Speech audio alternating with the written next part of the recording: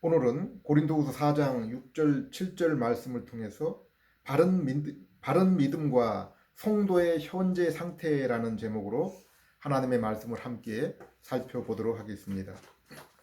어제는 얼마 전 건설 현장에서 함께 일을 했던 동료 친구분들과 저녁 식사를 함께 했습니다. 모두들 내가 그리스도인인 것을 알고 있었기에 한 사람이 저에게 물어왔습니다. 자신도 과거에 한때 교회에 나가기도 했는데, 그리고 요즘도 가끔 유튜브로 목사님 설교를 듣지만은 5분 이상 그 설교를 듣기가 힘들다고 얘기를 했습니다. 저는 그분에게 신약 성경을 천천히 한번 읽을 것을 권했습니다.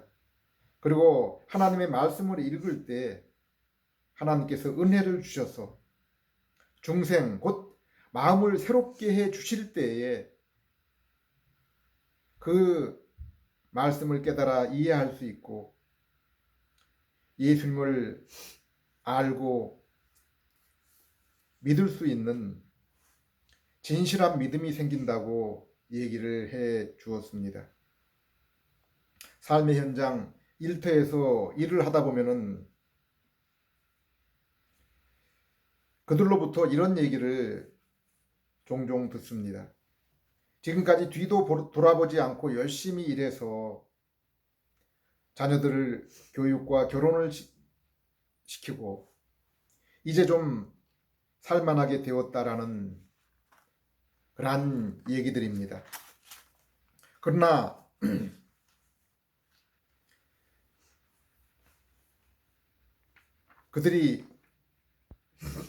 그들의 내일에 대한 소망에 대해서 얘기하는 것은 잘 들어보지 못했습니다. 그들은 지금까지는 열심히 성실히 살았고, 그리고 지금도 만족하며 성실히 살아가지만은 그들이 왜 무엇을 위해 살며 장래에 바라는 소망이 무엇인지는 말하지 않습니다. 알지 못하기 때문입니다. 그분들에게 눈앞에 분명히 기다리고 있는 죽음과 그 이후에 자신의 존재에 대해서는 준비하고 있는지를 물으면은 대부분은 나의 질문에 대해서 내가 그러한 질문을 한 것에 대해서 불쾌하게 여기고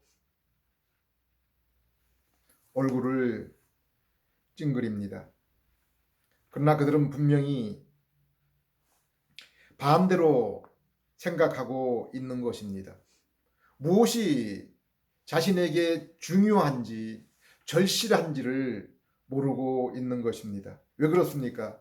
우리가 이 땅에 사는 삶은 그야말로 눈 깜빡할 순간이요, 이 땅에서의 삶 이후에 영원히 지속이 되는 그러한 삶이 우리 앞에 기다리고 있기 때문입니다. 그리고 성경은 이 영원한 삶에 대한 지식과 준비 없이는 곧 장래에 소망이 없는 그러한 삶과 인생은 결코 이 땅에서의 삶에 있어서도 만족하며 기쁨으로 살아갈 수 없다고 말씀하고 있습니다. 전도서 기자는 자신이 헤아려서 육체가 요구하는 것을 다 해보고 또 눈에 보기 좋아 보이는 것을 다 이루어 소유해보고 또 인생이 무엇인지를 알기 위해 각종 지혜를 써서 노력해 보았지만은, 그러나 자신의 이러한 수고와 노력이 다 부질이 없고 헛된 일이었다고 고백하고 있습니다. 그리고 이러한 것을 경험한 후에 이제 인생을 시작하는 젊은이들에게 무엇을 권면해 주고 있습니까? 전도서 12장 1절 2절 너희는 아직 젊을 때 곧 공고한 날이 오기 전에 아무 낙이 없다고 말할 때가 되기 전에 너의 창조자를 기억하라. 너희가 너무 늙어 해와 달과 별이 보이지 않고 슬픔이 떠날 날이 없을 때 그를 기억하려고 하면은 늦은 것이니라. 전도서 기자는 인생에 있어서 무엇보다도 하나님을 알라라고 말씀하고 있습니다. 우리가 만물을 창조하시고 나를 지으신 하나님을 알 때 비로소 내 인생의 존재의 의미와 목적 또한 알 수 있기 때문입니다. 그러면 인생을 향한 하나님이 부여하신 그 인생을 위한 존재의 목적과 의미는 무엇입니까? 13절 이제 모든 것을 다 들었으니 결론은 이것이라. 하나님을 두려운 마음으로 섬기고 그의 명령에 순종하라. 이것이 사람의 본분이니라. 우리가 왜 이러한 본분의 삶을 살아야 한다고 했습니까? 14절 선하건 악하건 하나님은 우리가 하는 모든 일에 은밀한 것까지 다 심판하실 것임이라. 인간은 어떤 사람들이 생각하는 것처럼 이 땅에서의 삶을 마치면은 육체의 죽음을 당하면은 그것으로 내 인생의 끝이고 영원히 기억하지 않는, 영원히 잠자는 것이 인생이 아니기 때문입니다. 여기 말씀은 하나님이 이 땅에서 우리가 살았던 그 삶을 평가하여 선한 사람은 그 대가로 상급으로 영원한 천국을, 그리고 악한 삶을 살았던 사람은 그 결과로 영원한 지옥을 대가로 주는 하나님의 심판이 있을 것이라고 그렇게 말씀하고 있습니다.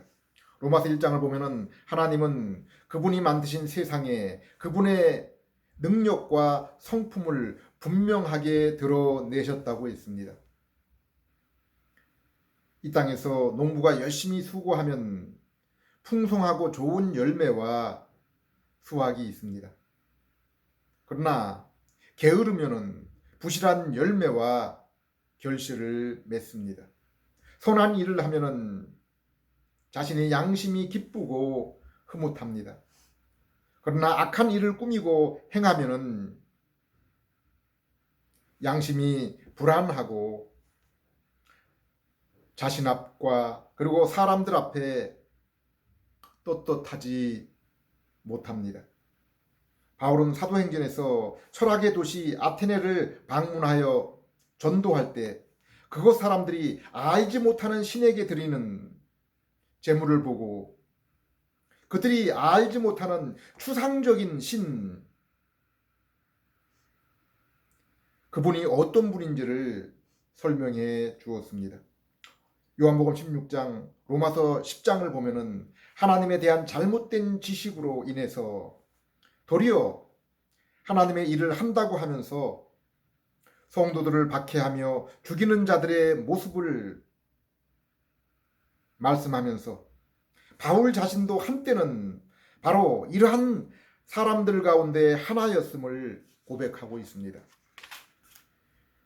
요한복음 16장 2절 3절 사람들이 너희를 회당에서 쫓아낼 것이다. 사실 너희를 죽이는 사람이 자기가 그렇게 하는 것이 바로 하나님을 섬기는 일이라고 그렇게 생각한다. 그들은 아버지와 나를 모르기 때문에 그런 짓을 하는 것이다 라고 그렇게 말씀하고 있습니다. 그러면 우리가 어떻게 하나님을 바르게 알 수 있습니까? 그래서 하나님의 바른 뜻을 행하며 살아가며 그로 인해 심판날에 형벌 대신에 상급으로 영생과 참된 안식을 얻을 수 있습니까? 하나님은 인류 초조상 아담이 하나님이 금지한 선악과 열매를 따먹는 범죄와 그로 인한 타락으로 모든 아담의 후손, 오늘날 우리 모든 인류가 하나님의 얼굴과 하나님의 장소, 하나님과의 만남의 장소 에덴을 잃어버린 채 살아가게 되었다고 했습니다. 그래서 하나님이 먼저 하나님을 잃어버렸던 그러한 우리 하나님께서 먼저 찾아오지 않으시면은 죄인인 우리는 결코 하나님을 만날 수도 찾을 수도 없는 것입니다. 하나님은 죄지은 아담을 긍휼히 여기시고 그들이 에덴 동산을 쫓겨나기 전 짐승의 가죽으로 옷을 입히시고 창세기 3장 15절에 여자 곧 하와의 후손을 통해 사단 곧 뱀의 머리를 부수고 구원해 주실 것을 약속했습니다. 요한에서 3장 8절을 보면은 이 말씀은 죄로 인해 마귀의 종로로 타는 우리를 하나님의 아들 예수 그리스도의 십자가와 부활을 통해서 마귀와 그의 일을 멸하고 예수를 믿는 자를 구원하시는 그 일이라고 했습니다. 그러나 죄를 짓는 사람은 마귀에게 속해 있습니다. 마귀는 처음부터 죄를 지었기 때문입니다. 하나님의 아들이 나타나신 것은 바로 마귀의 일을 멸하기 위해서입니다. 이 언약, 곧 약속의 말씀으로 인해 아담은 자신의 아내를 모든 생명의 어미라는 의미로 하와라고 이름을 지었습니다. 그의 첫 아들 가인을 낳았을 때 바로 이 약속을 기억하면서 내가 여호와의 도움으로 아들을 얻었다고 해서 가인이라고 부른 것입니다. 셋을 낳았을 때는 하나님이 가인을 죽인 아벨 대신에 나에게 다른 아들을 주셨다고 해서 셋이라고 불렀습니다. 아벨은 하나님의 이 언약으로 인해 양의 첫 새끼를 하나님께 진실하게 제사로 드릴 수가 있었습니다. 셋과 그의 후손이 여호와의 이름을 부르기 시작했습니다. 이것은 하나님이 죄인인 우리를 먼저 찾아오셨기 때문에 하나님이 택하시고 부르신 백성이 거기에 반응한 것입니다. 아브라함도 갈대아 우리에서 우상을 숭배하며 살고 있을 때 하나님이 먼저 그를 찾아오셔서 말씀하셨고 그리고 그 언약의 말씀을 따라 아브라함이 본토 친척을 떠나 하나님이 약속하신 땅으로 오게 된 것입니다. 그리고 하나님의 택하신 민족, 새 땅, 죄의 아비 사단이 아니라 하나님을 주권자로 모시는 택하신 백성들, 믿음의 조상이 된 것입니다.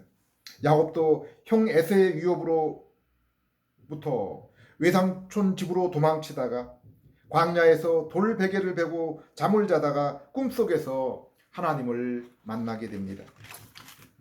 그래서 땅에서 하늘까지 뻗어 있는 사다리를 보게 됩니다. 그리고 꿈에서 깨어 그곳을 하나님이 계신 집이라고 해서 베델이라고 불렀습니다.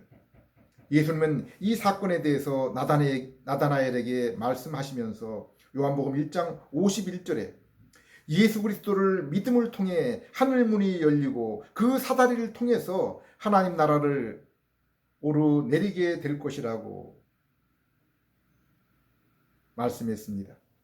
이것은 에베소 3장 12절, 요한복음 4장 24절, 히브리서 4장 16절의 말씀들처럼 믿는 성도들이 예수 그리스도의 이름으로 성령님의 인도로 이 땅에서 하나님 아버지께 곧 그분이 계신 지성소에 나아가게 되는 것을 말씀하고 있는 것입니다.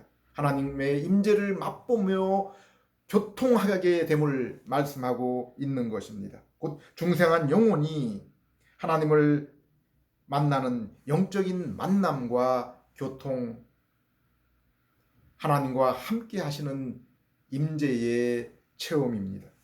야곱은 이 꿈속에 하나님을 야복강에서 천사와 야곱은 이 꿈속에서 보았던 그 하나님을 야복가에서 천사와의 밤새 씨름을 통해서 이제 인격적으로 만나며 곧 중생을 체험하면서 그 이후의 삶이 전적으로 변화되는 것을, 참으로 변화된 그러한 그 삶의 그 인격적인 그 모습이 나타나는 것을 볼 수 있습니다. 야곱에서 이스라엘로 곧 세상의 이기적인 자에서 하나님의 영광과 이름을 위해 살아가는 자로 그 존재가 바뀌게 된 것입니다. 바울도 기독교인을 핍박하기 위해서 다마스커스로 가는 도중에 하늘로부터 예수님의 음성을 듣고 그 눈에 비닐이 벗겨져서 이제 예수님을 위해서 살아가는, 예수님을 위해 거듭난 존재로 살아가게 된 것입니다. 고린도서 3장을 보면은 율법 가운데 살아가는 이스라엘과 성도 곧 참 이스라엘에 대한 비교가 나옵니다. 출애굽기 19장을 보면은 하나님은 이스라엘을 애굽에서 구원하여 내어 광야 시내산에서 율법을 주십니다.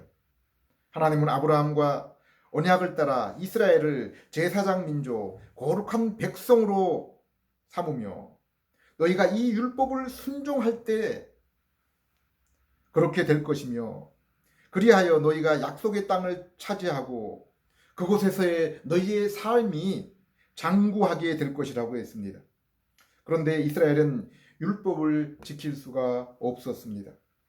고린도후서 3장 본문은 이러한 상태를 하나님의 영광이 수건으로 가려진 상태에 있다라고 그렇게 설명하고 있습니다.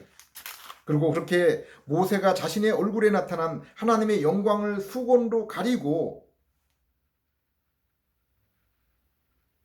이스라엘을 대면한 이유는 그들의 마음이 아직까지 완고하기 때문이라고 했습니다. 그렇기 때문에 그들은 성경, 곧 구약 성경을 읽을 때 깨달을 수가 없었고 그 구약 성경이 율법이 가르치는 그리스도를 발견할 수가 없었던 것입니다. 로마 3장을 보게 되면은 율법과 선지자가 증거하는 것이, 가르치는 것이 바로 예수 그리스도라고 했습니다. 마태복음 5장을 보게 되면은 예수 그리스도가 오신 것은 율법을 폐하기 위해 온 것이 아니라 율법을 완성하기 위해서 오신 것이라고 그렇게 말씀하고 있습니다. 최초의 인간인 죄짓기 전에 아담은 하나님과 에덴 동산에서 함께하며 교제하였지만은 그러나 창세기 1장 28절, 창세기 2장 15절에 하나님이 아담에게 주신 이 땅에서 왕으로, 제사장으로 하나님의 성전인 에덴 동산을 거룩히 하며 만물을 다스리고 후손을 이 땅에 충만하게 하라는 그 사명을 선악과 금지 계명을 순종함을 통해서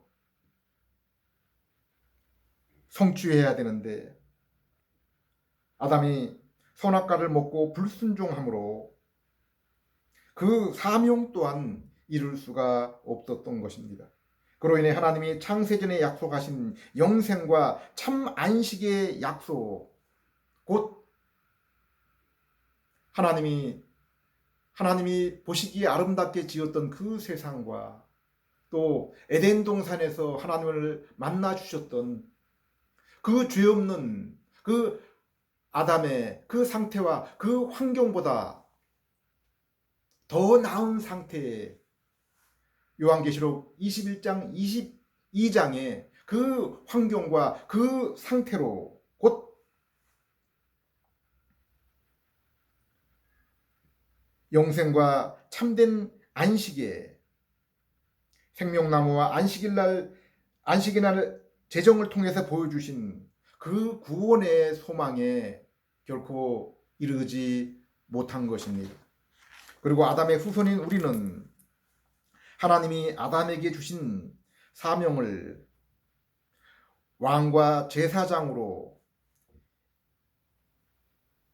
이루며 또 아담에게 순종하라고 주신 선악과 계명을 순종함으로 하나님이 요구하시는 의에 도달해야 될 뿐 아니라 아담이 범죄로 망쳐버린 죄의 책임과 죄의 성품의 그 문제 또한 해결해야 하나님의 그 요구에 의에 도달할 수가 있는 것입니다. 그런데 예수님은 바로 죄인인 우리의 이 문제를 해결하기 위해서 대신 해결해 주기 위해서 이 땅에 오신 것입니다. 예수님이 이 땅에서 율법과 시험의 온전한 순종으로 이루게 된 그 의, 그리고 우리 죄를 대신한 십자가의 죽음으로 얻게 된 죄의 용서를 하나님은 예수님의 그 죽은 자 가운데서 부활을 통해서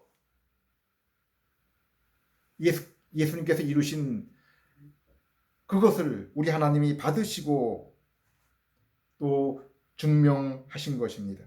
그러므로 우리가 예수님과 그의 십자가를 믿을 때 우리가 예수님과 연합하여 우리의 죄는 사해지고 예수님이 이루신 의가 우리의 것이 되어서 우리는 하나님과 화목하며 그분의 자녀가 되는 것입니다. 그래서 에스겔서 36장 25절에서 27절, 에레미야 31장 31절에서 34절, 그리고 구약 성경의 그 많은 선지서의 그 약속들에 하나님이 우리 안에 성령님을 보내셔서 우리의 죄를 깨끗게 하시고 새 마음을 주셔서 하나님을 알게 하신다고 했습니다. 여기에 안다는 것은 하나님과의 화목의 관계를 통한 하나님과 우리 사이의 사귐과 교통을 하나님과의 그 임재를 누리는 것을 의미하며 이제 성령님이 주신 새 마음과 우리 안에 계신 성령님의 인도하심으로 이제 기쁨으로 하나님의 계명 또한 순종하며 살게 하신 것입니다. 또한 아직까지 우리 안에 남아있는 죄성으로 인해서 여전히 우리 안에 남아있는 죄성으로 인해서 우리가 죄를 날마다 범할지라도 예수님의 십자가로 인해 이미 우리의 현재와 과거와 그리고 미래의 그 모든 죄에 대한 죄의 용서를 얻었기 때문에 하나님은 우리의 죄를 기억지 않으시는 것입니다. 또한 우리 심령에 우리의 새롭게 된 의를 향한 그 성품, 곧 속사람과 우리의 죄를 지으려는 옛 성품이 싸울지라도 성령님의 인도로 성도는 끝까지 죄로 인해 넘어지지 않고 날마다 회개함과 거룩한 삶으로 우리의 속사람과 믿음이 더욱더 성숙하고 강하게 자라난다고 했습니다. 그러면 언제 이스라엘이 수건으로 가려진 얼굴에서 그 수건이 벗겨지고 하나님의 영광을 볼 수 있습니까? 그 영광에 참여할 수 있게 되는 것입니까? 고린도서 3장 16절에 이스라엘이 예수님께 돌아오면은 비로소 그 수건이 벗겨진다고 했습니다. 그때 죄와 사망과 사단의 손에서 참된 자유를 얻게 된다고 했습니다. 그리고 이 일은 바로 나의 의지와 노력으로 이루어지는 것이 아니라 오직 주님의 성령께서 우리를 위해서 하시는 일이라고 했습니다. 그리고 그 이후의 삶은 3장 18절에 우리가 거울을 보는 것처럼 예수님의 얼굴을 보며 점점 더 우리의 모습이 예수님의 모습을 닮아가게 된다고 했습니다. 그런데 여기에 거울은 1세기에 청동 거울을 말하고 있습니다. 아무리 그 상태가 좋아도 예수님에 대한 그 온전한 모습이 그 거울 속에 나타나지 못하는 청동 거울입니다. 이 땅에서 성도가 예수님과 그리고 예수님을 통해서 하나님의 영광을 보고 그로 인한 교제와 즐거움이 있을지라도 그것은 믿음을 통한 영적인 교제입니다. 그리고 완전한 모습과 교제는 장차 천국에서 예수님이 재림할 때 우리가 예수님과 같은 그 영광의 모습으로 변화가 될 때 이루어지게 되는 것입니다. 그러므로 이스라엘이 비록 아브라함의 후손으로 택한 민족이요 하나님의 말씀인 성경을 가졌을지라도 성령님께서 그들에게 오셔서 그들의 완고한 마음을 변화시키고 새 피조물로 중생시키지 않으시면은 예수님을 발견할 수도 그로 인해 계명 곧 하나님의 말씀을 지킬 수도 없는 것입니다. 그래서 바울은 고린도후서 3장 3절에 이렇게 말씀한 것입니다. 이 편지는 먹으로 쓴 것이 아니라 살아계신 하나님의 성령으로 쓴 것이며 돌판에 새긴 것이 아니라 사람의 마음속에 새겨진 것입니다. 고린도서 4장에서는 이 사실을 하나님의 창조와 비교하고 있습니다. 창세기 1장 1절에서 3절에 흑암의 상태에 있던 세상에 하나님이 빛이 있으라 말씀하시고 하나님의 성령이 그 가운데 운행하셨습니다. 그 가운데서 일하셨습니다. 이 하나님의 창조 사역이 이제는 죄로 어두워진 하나님에 대해서 죽은 우리의 심령에 창조의 사역으로 우리를 새롭게 하시는 모습으로 나타납니다. 고린도서 4장 6절 어둠 속에 빛이 비치라 말씀하신 하나님이 우리 마음속에 빛을 비추셔서 그리스도의 얼굴에 나타난 하나님의 영광을 깨닫게 하셨느니라. 죄로 인해 잃어버렸던 하나님을 이제 예수 그리스도의 얼굴 곧 이 땅에 육신으로 오신 예수님을 통해서 나타내신 것입니다. 그러나 죄로 죽은 우리 모든 인생은 이미 영적으로 죽은 상태에 있기 때문에 하나님의 영광을 우리에게 나타내기 위해 오신 예수님을 알아볼 수가 없었고 알 수가 없었던 것입니다. 에스겔서 37장에 그 골짜기에 메마른 해골들처럼 먼저 우리의 영혼이 살아나지 않으면 빛과 진리이신 예수님을 알 수도 만날 수도 없게 된 것입니다. 요한복음 1장에서 예수님이 자기 땅 곧 약속의 땅인 유대에 오셨지만은 자기 백성이 예수님을 알지 못했다고 했습니다. 그러면 어떤 자들이 죄인의 구세주여 주인이신 죄인된 그 어둠의 그 심령의 빛을 비추시는 예수님을 알아볼 수 있다고 했습니까? 하나님으로부터 다시 태어난 자들이라고 했습니다. 요한복음 1장 9절에서 13절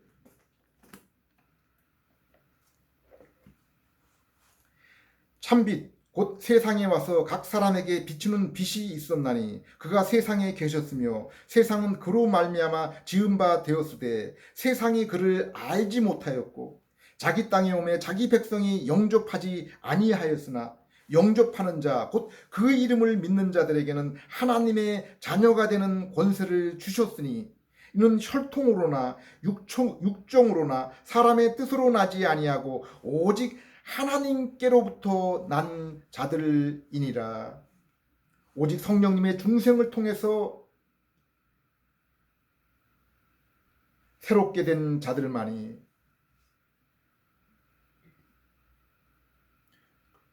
교만하고 뻣뻣한 그 목을 가지고 그 마음을 가졌던 그들이 새롭고 부드러운 그 마음으로 변화될 때만이 이 땅에 오신 예수님을 믿어서 하나님의 자녀가 되는 것입니다. 고린도서 2장에서도 하나님이 자기를 사랑하기 위해 준비하신 모든 것은, 하나님이 자기를 사랑하는 자에게 주기 위해서 준비하신 모든 것은 육신의 눈이나 귀나 마음의 생각으로는 결코 발견할 수 없다고 했습니다. 그들은 모두 죄로 인해 세상의 영에 속해 있기 때문입니다. 그러면 누가 이 신령한 선물을 볼 수 있고 받을 수 있는 것입니까? 12절, 우리가 세상의 영을 받지 아니하고 오직 하나님께로부터 온 영을 받았으니 이는 우리로 하여금 하나님께서 우리에게 은혜로 주신 것들을 알게 하려 하심이라. 14절, 육에 속한 사람은 하나님의 성령의 일을 받지 아니하나니 저희에게는 미련하게 보임이요 또 깨닫지도 못하나니 이런 일은 영적 의로라야 분별할 수 있느니라. 16절에 바울은 그러므로 성도는 성령님을 통해서 이제 그리스도의 마음을 지닌 자라고 했습니다. 예수님이 요단강에서 세례 요한에게 세례를 받을 때 하늘로부터 임한 성령을 받으시고 그로 인해서 광야의 시험을 이기시고 공생애와 십자가 사명을 완수할 수 있었습니다. 그리고 십자가 죽음에서 예수님과 함께 하신 그 성령님으로 말미암아 죽음에서 부활하게 된 것입니다.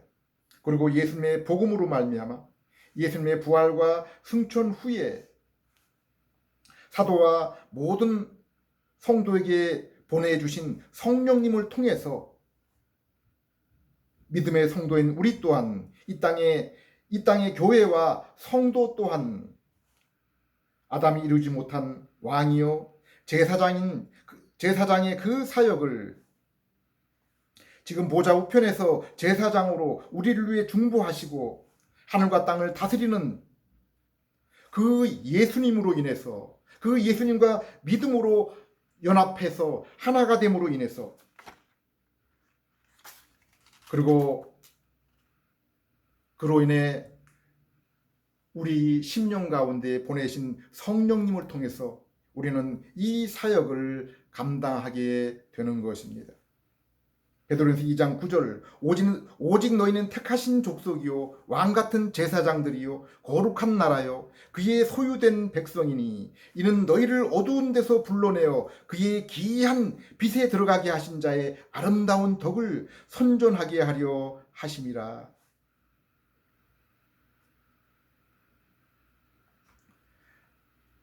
아담이 바로 하나님께서 주신 왕으로 제사장으로 사명을 감당하지 못했습니다. 또한 아브라함도 또 모세, 사무엘, 다윗도 비록 부분적으로는 왕으로 제사장으로 그 일들을 수행했지만은 완전하게 이루지는 못했습니다. 창세기 14장을 보면은 이 땅에서 왕으로 제사장으로 그 완전한 모습의 그 모형이 바로 멜기세덱이고, 히브리서에서는 그 바로 멜기세덱의 그 모습이 예수님을 보여주는 것이라고, 예수님의 모형이라고 말씀하고 있습니다. 하늘로부터 보내신 지극히 큰 지극히 큰 제사장이요 살렘 왕이라고 멜기세덱을 불렀고, 바로 그 멜기세덱의 온전한 모습이 그리스도 예수인 것입니다. 우리는 믿음과 함께 주신 성령님의 인침과 보증으로 인해서 아담이 이루지 못한 이 사명을 이루며 또 아담이 순종하지 못한 그 계명을 순종할 뿐 아니라 믿음으로 경험한 영혼의 부활뿐 아니라 그로 인한 하나님과의 영적인 교제와 인재를 이 땅에서 경험하며 살아가며, 또한 우리 안에 있는 바로 이 성령님으로 인해서 예수님을 죽음에서 부활시키신 것처럼 예수님이 재림할 때 우리의 이 썩을 육체 또한 예수님과 같이 영광스러운 그 부활로 다시 살아나게 될 것을 확신하게 되는 것입니다. 하나님은 이 아담을 왕과 제사장으로 세우시고 영생을 주기 위해서 선악과 율법을 주셨지만은 불순종으로 낙원과 하나님과의 그 교제를 이룰 뿐 아니라 왕으로 제사장으로 사명 또한 이룰 수 없었습니다. 그러나 오늘 예수님을 믿고 성령님을 모신 우리는 날마다 제사장으로 하나님께 나아가 신령과 진정으로 예배를 드리며 하나님과 함께하는 그 임재를 맛보며 또 이 땅의 왕으로 예수님과 같은 인자와 공의와 공평의 삶을 행하며 살아가며 죄로 인해 세상의 임금인 악한 마귀에게 사로잡혀 있는 저 세상에 죽어가는 자들을 복음을 통해서 구출해내며 내어서 지옥의 백성을 천국의 백성으로, 사망의 백성을 생명의 백성으로 변화시키는 이 세상의 악한 자를 이긴 왕으로 이 땅의 교회와 성도인 우리가 살아가고 있는 것입니다. 고린도후서 4장 5절에서 7절,